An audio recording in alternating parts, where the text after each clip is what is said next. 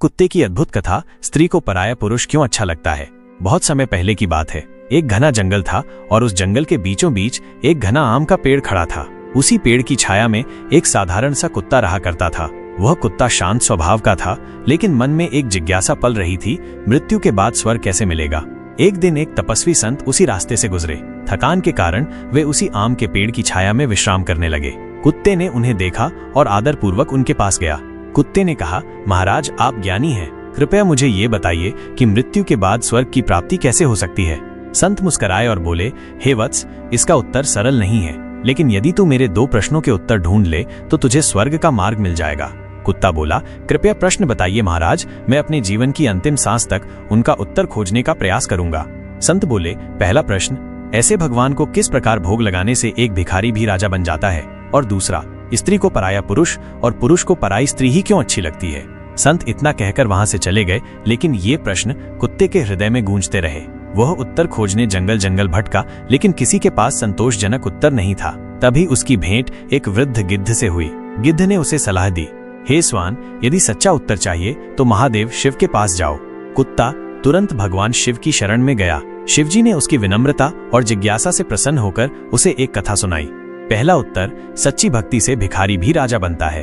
एक गांव के बाहर विष्णु भगवान का मंदिर था। वहां एक वृद्ध पुजारी रहते थे।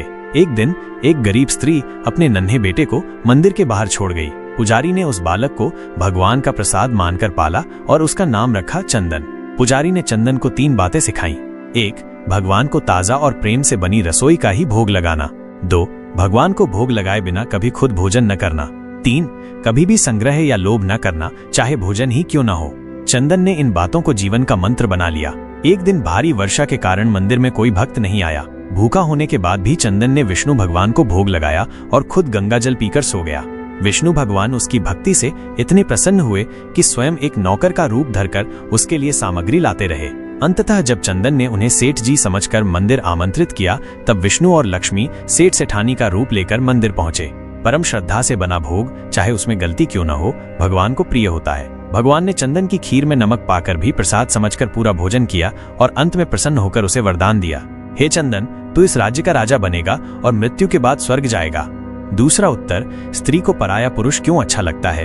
उसी मंदिर के पास एक किसान अपनी पत्नी के साथ रहता था। दोनों ही चरित्रहीन थे। किसान पराई स्त्रियों को ताकता और उसकी पत्नी पराये पुरुषों को।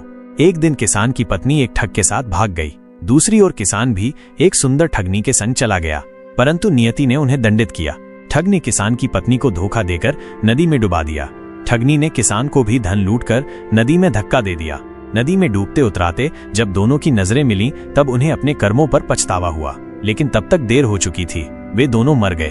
भगवान शिव बोले, हे स्वान, जो स्त्री या पुरुष चरित्रहीन होते हैं उन्हें अपना साथी अच्छा नहीं लगता। उन्हें दूसरे अधिक आकर्षक लगते हैं, लेकिन उनका अंत सदा दुखद होता है, जैसा उस किसान और उसकी पत्नी का हुआ। सच्चा प्रेम, वफादारी और सम्मान यही दाम्पत्य का आधार है, और जो सच्चे मन से भक्ति करता है उसे भगवान राजा भी बना देते हैं। कुत्ते ने ये कथा बड़े ध्यान से सुनी।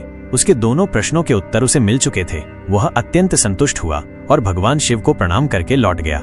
समय आने पर उसका शरीर त्याग हुआ और उसके सच्चे प्रेम और भक्ति के कारण उसे स्वर्ग की प्राप्ति हुई। प्रिय दर्शकों, इस कथा से हमें 2 सीख मिलती हैं। 1. सच्ची भक्ति से दरिद्र भी धनवान बन सकता है। 2. चरित्रहीनता का अंत हमेशा दुखद होता है। हम आशा करते हैं कि ये कथा आपके मन को छू गई होगी। यदि आपको ये